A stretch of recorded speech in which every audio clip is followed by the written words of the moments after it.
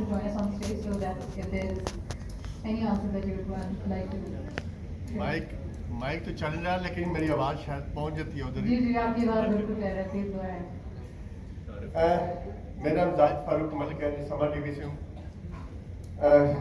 एक अच्छा मौजू है डिजिटल डेमोक्रेसी, लेकिन digital democracy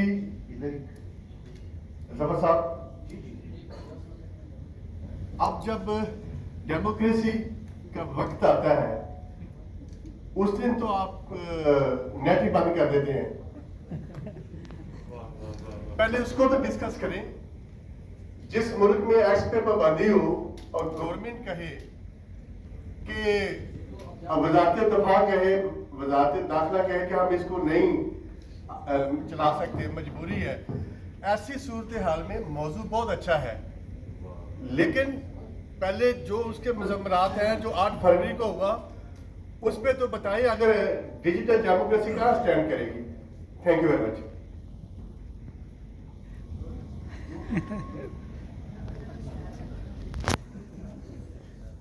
to be honest, जिस मुल्क में सियासी जमातों पे पाबंदी रही हो, इलेक्शंस अवॉइड किए जाते हो, सोशल मीडिया पे पाबंदी कोई इतनी आउट ऑफ कॉन्टेक्स्ट नहीं लगती। We have to cover a long distance to attain some kind of substantive democracy.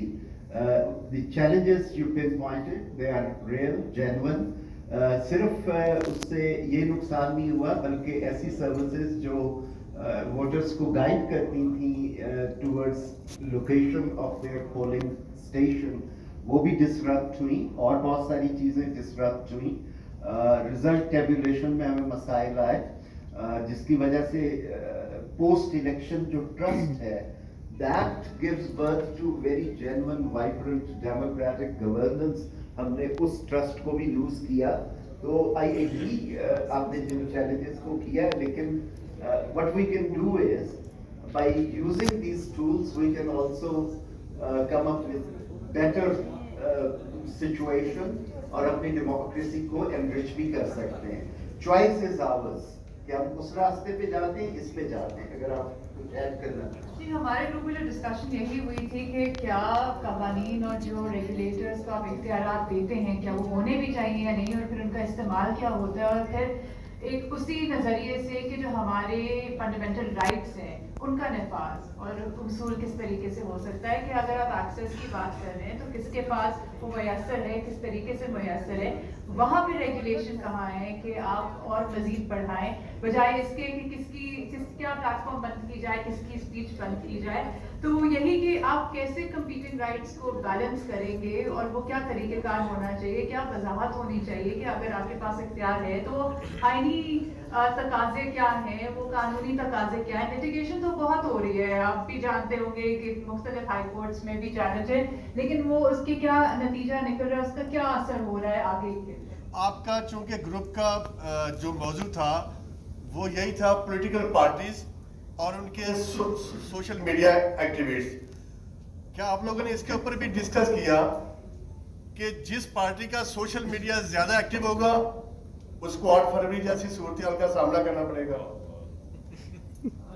तो हमारे ग्रुप में ये डिस्कशन हुई थी कि जो सोशल मीडिया है ये एक एक्स्ट्रा टेरिटोरियलिटी का एलिमेंट भी लाता है, और हमने देखा है कि कुछ पार्टियों का सोशल मीडिया अब्रॉड में ऑपरेट होता है। वो उसके कुछ सवालात पॉलिटिकल फाइनेंस में भी आते हैं कि जो हमारे कंट्री के रूल्स हैं उसके साथ कितना मेल खाता है, और चैलेंजेस ऑफ एनफोर्समेंट, जो भी आपका कोड हो, कोई लॉ हो, उसके भी चैलेंजेस आते हैं। लेकिन आपके साथ मैं एक बात बड़े अदब से शेयर करूं कि जब हमारा वोटर टर्नआउट है, यहाँ पे ऐसी सियासी जमातें भी जीतती हैं जिनका टेलीविजन पे बाइकॉट होता है या नेगेटिव कैंपेन होती है। तो अब सोशल मीडिया पे भी ये नहीं है कि पाकिस्तान की पॉलिटिकल प्लुरैलिटी की रियलिटी और है। यस ऑफ कोर्स, अब ये नई नस्ल इंफॉर्मेशन इसके थ्रू अप्रोप्रिएट कर रही है, ये हमारे ग्रुप में डिस्कस भी हुआ। اور ہمیں ان نوجوان جس طرح سے انفارمیشن کنزیوم کر رہے ہیں ہمیں اس کے اوپر ہم اس کو اگنور بھی نہیں کر سکتے. جی ظفر اللہ صاحب السلام علیکم.